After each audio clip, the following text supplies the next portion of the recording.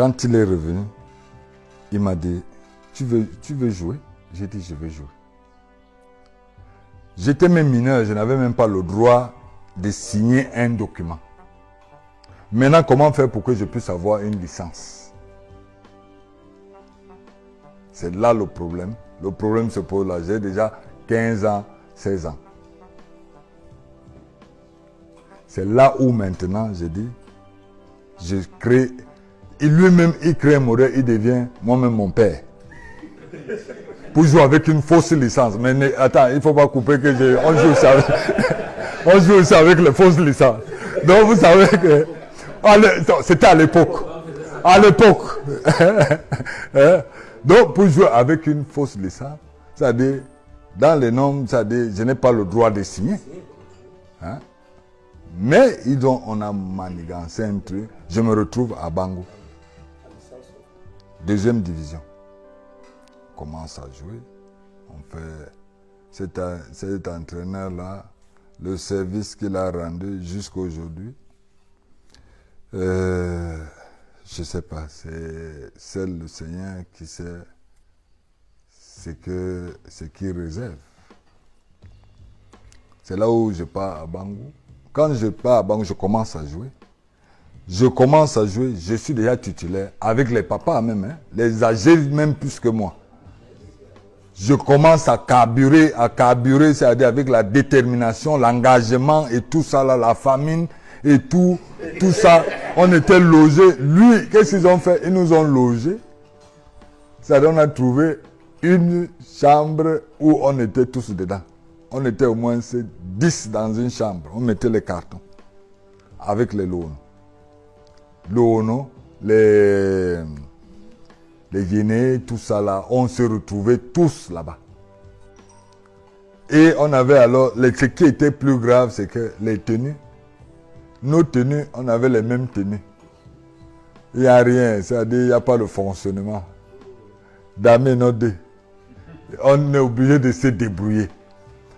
La première fois, les gars, ils m'ont donné, quand je signe, ils m'ont donné 30 000. Enfin, signature, c'était l'accompagnement, parce que je n'avais même pas le droit. 30 000. J'ai essayé aussi de faire le one-man show, comme tout le monde, pour se sentir aussi à l'aise. Je suis allé au marché. Je suis allé à la friperie, porter un peu quelque chose pour que je me sente un peu.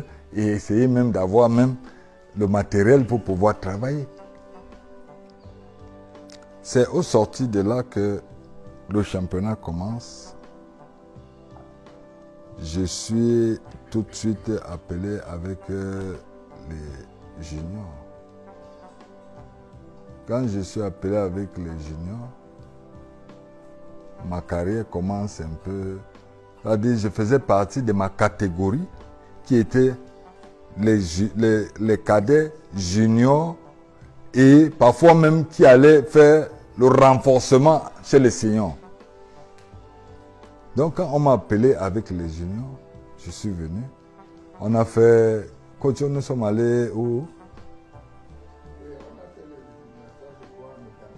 En Ouganda et tout ça là. Avec à Ouganda.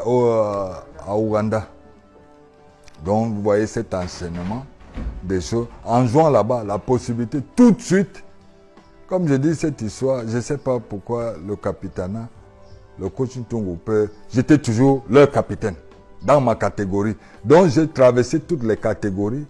Capitaine. Je n'avais rien demandé, coach. Je ne sais pas qu'est-ce que vous-même vous m'avez donné. Hein? Je n'ai rien demandé. C'est venu comme ça naturellement et tout. Or, je pense que ce n'était pas parce que j'étais meilleur. Ce n'était même pas parce que j'étais le plus beau. Ce n'était même pas parce que j'avais quelque chose d'exceptionnel. Mais j'avais une seule chose d'exceptionnelle. Je pense que la vision que le coach a vue de moi, c'était, on peut être faible, mais il faut y croire. Et accepter et être humble. Parce que ce qui tue, c'est que on joue, mais on n'a pas le sens d'être humble. Quand tu ne sais pas, il faut le dire. Et il faut être à l'écoute. Je pense que ça les a captés et ils ont dit, bon, voilà, ça c'est... C'est-à-dire, j'avais ma personnalité, c'est que je savais aussi que autant je suis comme je suis, j'ai aussi des qualités où j'ai mes qualités et mes défauts. Quand ça ne va pas aussi, je peux réunir parce qu'en même temps, en groupe, c'est difficile. Il faut toujours, c'est-à-dire, une gérance n'est pas facile. Alors bref, je suis passé des juniors. Tout de suite, j'ai été sélectionné à une présélection. C'était en 90, j'ai été présélectionné avec l'équipe première, les A. Non, j'étais à Bangou. C'est de Bangou. Non, je pars de Bangou. Je reviens. Je signe dans le tonnerre parce qu'à Bangou, j'ai joué 3 mois. Le général a envoyé qu'on vienne me chercher. Je reviens maintenant au tonnerre. Quand je reviens au tonnerre, je suis revenu en 94. 93, ouais. Parce que en 93, je reviens au tonnerre. J'ai joué les juniors en 93. En 93. Et je reviens donc dans le tonnerre maintenant. Et dans le tonnerre, j'ai passé une saison. C'est là où j'entre maintenant dans le truc. C'est là où le général, il a envoyé que je vienne. Je suis arrivé. C'est là où j'ai commencé à prendre conscience un peu plus, c'est-à-dire du sens du professionnalisme. J'ai appris, c'est-à-dire l'envie de jouer à la base. Maintenant, voir que ce métier peut être un travail, c'est à partir de tonnerre où je tombe avec des aînés. Où je dis, je me retrouve dans un cercle où je suis qu'avec des aînés. À l'époque, il y avait les Mbassi,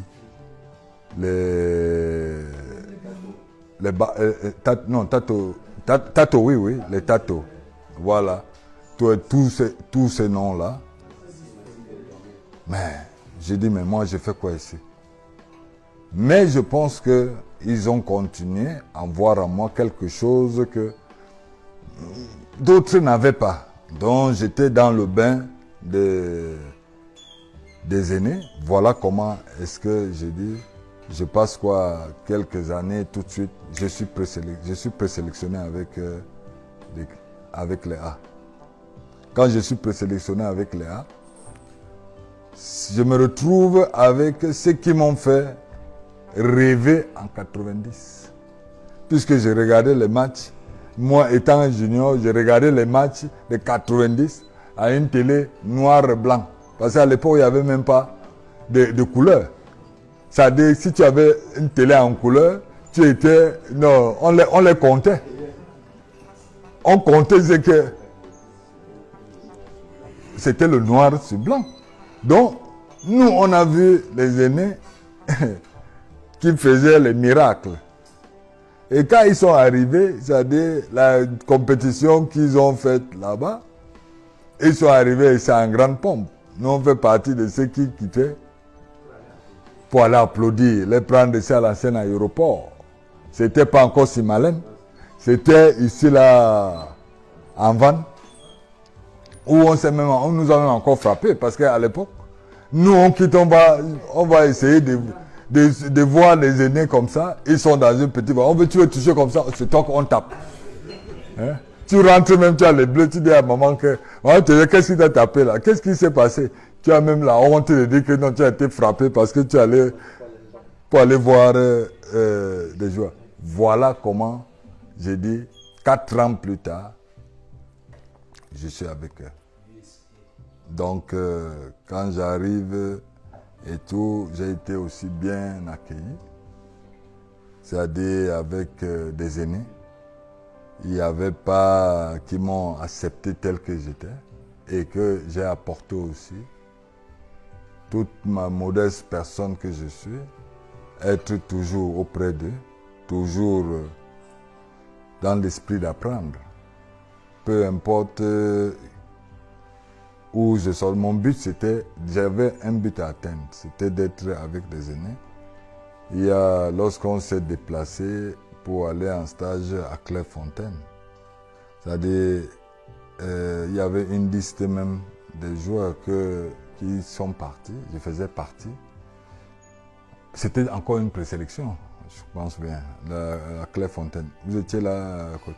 Nous étions tous à Clairefontaine. Donc c'était une présélection.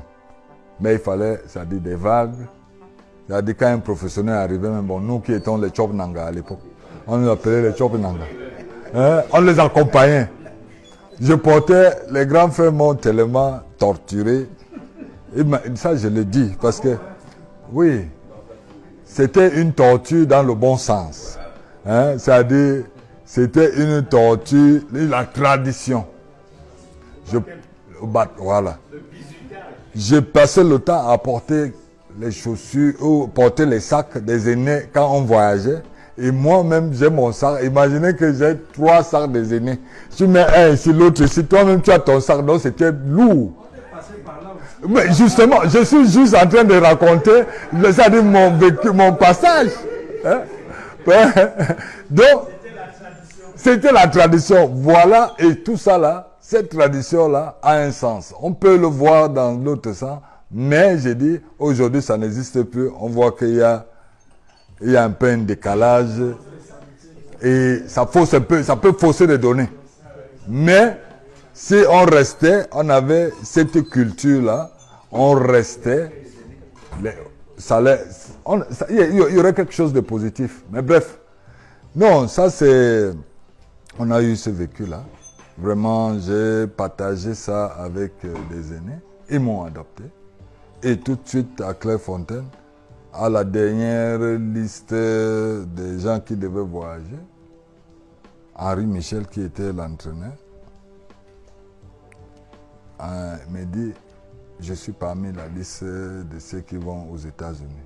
J'ai dit, c'est pas possible.